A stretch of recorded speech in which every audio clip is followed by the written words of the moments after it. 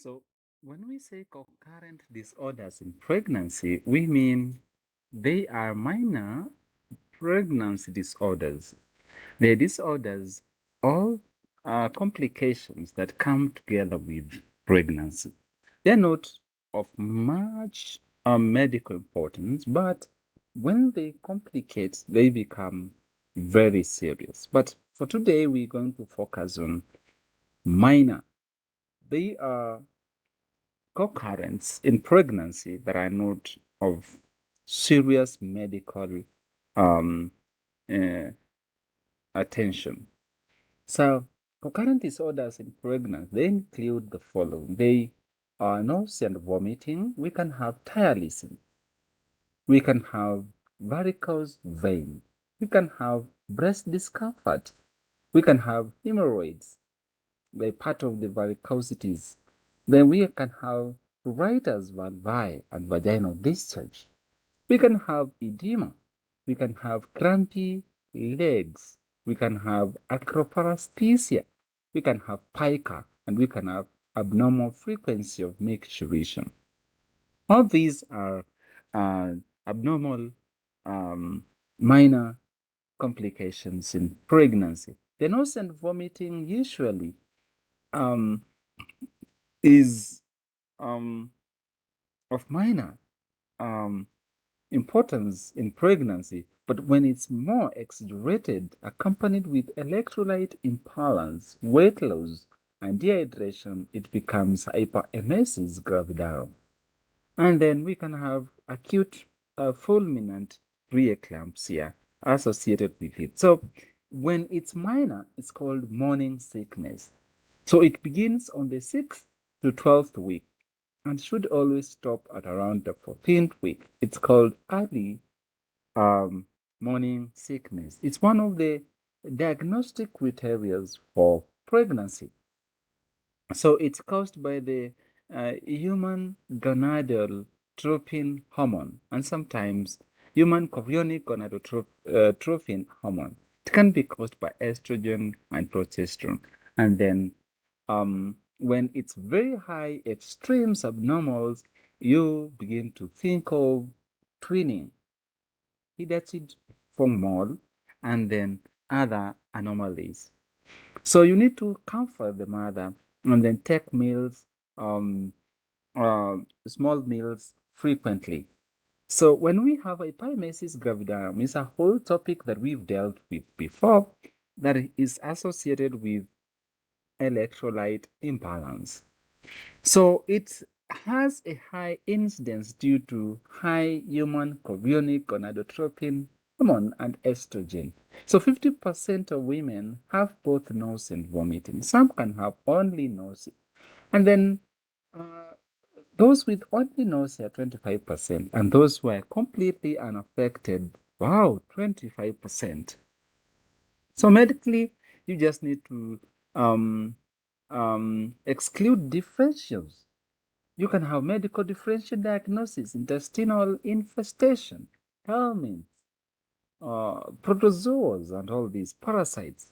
Diabetic ketoacidosis, you need to rule out these. You need to do urinalysis, you need to do electrolyte balances, and all these. Then surgical implications, the mother might be having a superimposed appendicitis, might be having a peptic ulcer disease. The mother might be having intestinal obstruction. We might be having cholestasis. And then we might be having gynecological superimposed problems like twisted ovary and then red degeneration fibrinoid. And then the management of all these, when we have hyperemesis gravidarum, we have a whole lecture on it. You need to go and check on it. You need to do urinalysis. You need to, if we have a urinary tract infection, you need to the culture, hematocrit. Of course, all this is going to be accompanied by their own specific symptoms and signs. So when it's ordinary, you just need to reassure the mother. And when it's, you can give antiemetics. You can give anti-H1 inhibitors, which is promethazine. You can do supportive hydration, correct electrolyte balance, and then dietary changes. You need to encourage dry foods and then frequent small meals. Avoid fatty foods which reduce the emptying time of the gastric. Then we have ptyalism. This excessive salivation is in extreme cases the patient spits out saliva instead of swallowing it. The cause is not known. You need to look at the psychological factors around which the environment wherever the mother is, and then you need to psychologically support. The varicosity is this tortuous dilatation of the veins, superficial veins. So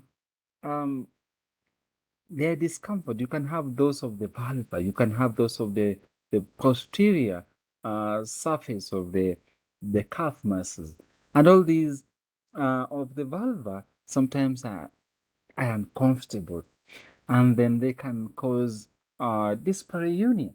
So surgical treatment is not advised during pregnancy. So they improve considerably after delivery.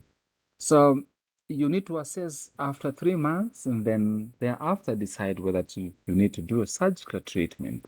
So hemorrhoids are other variants of varicosities on the anal canal. They're called piles because there is the increase in nutrients is going to obstruct the venous return from the superior and inferior rectal veins, and you're going to have congestion and dilatation of these veins.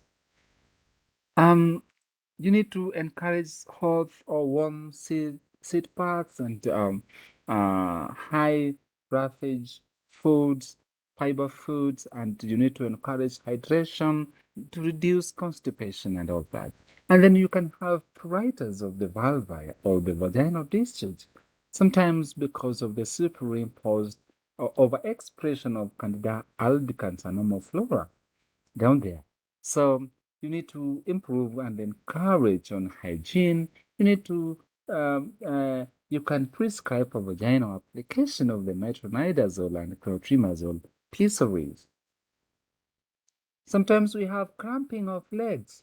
This is because of calcium that is low because of the high needs in pregnancy. So you can give oral supplements of calcium, vitamin B1, and you can massage. So they tend to improve spontaneously in late pregnancies.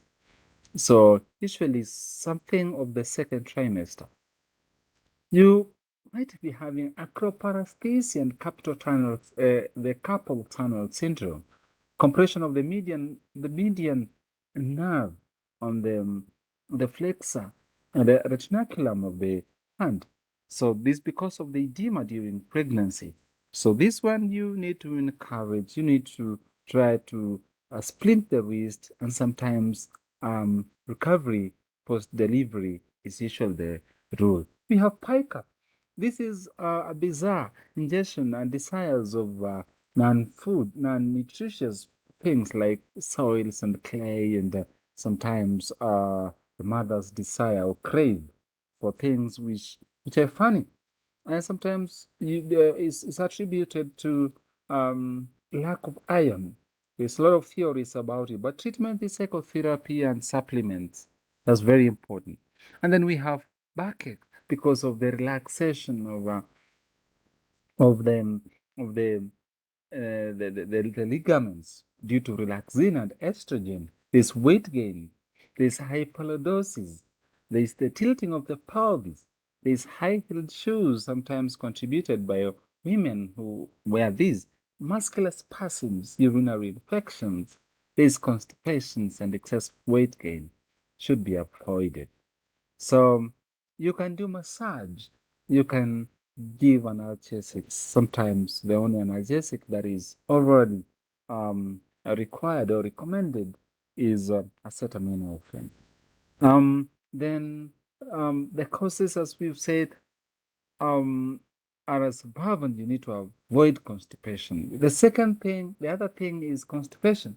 It's common in pregnancy because of progesterone that has the effect on the decreased atony of the gut muscles. Then there is diminished physical activities. There is pressure of the gravity uterus on the pelvic column. Then we have acidity and heartburn.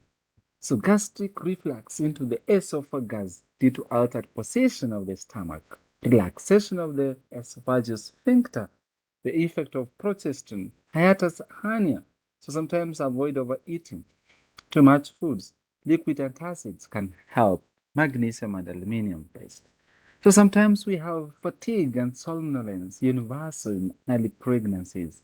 So we can be having headaches. You treat symptomatically or encourage rest. And then we can have ankle edema. So you should not give diuretics. Excessive fluid retention during pregnancy, evidenced by excessive weight gain. Preeclampsia, you must rule it out. And then all these put in mind, you need to put in mind that you might be having danger signs. When these things are in extreme, you need to think of a different thing, underlying condition. So when we have vaginal bleeding, when we have swelling of the face and fingers, it heralds eclampsia, the kidney failure and all that. Severe continuous headaches, eclampsia, it's a warning sign. Blurring vision, hypoglycemia, think of that, and eclampsia, of course. Abdominal pains, think of infection. Persistent vomiting, think of infection. And think of epimesis gravidarum and electrolyte imbalance and all these. And then chills and fever. Think of infection, for example, within the tropics. Think of malaria. Dysuria, think of a UTI. Then when we have a premature rupture of the membranes, then the best medication in pregnancy, sometimes control of epilepsy, these high-risk mothers, they reduce the coagulation factors. Mothers are at risk of bleeding. Salicylates in large amounts can cause hemolysis and canictures. Sulfonamides are not good. They're teratogenic. Tetracyclines, inhibition of bone growth, and they stain the deciduous teeth. Methimazole is a goiter disease, and it's going to cause enlargement of the thyroid gland in the baby. Chronic morphine addiction and withdrawal symptom. Quinine, retinoid, they're all teratogenic. So until the next lecture, like and subscribe.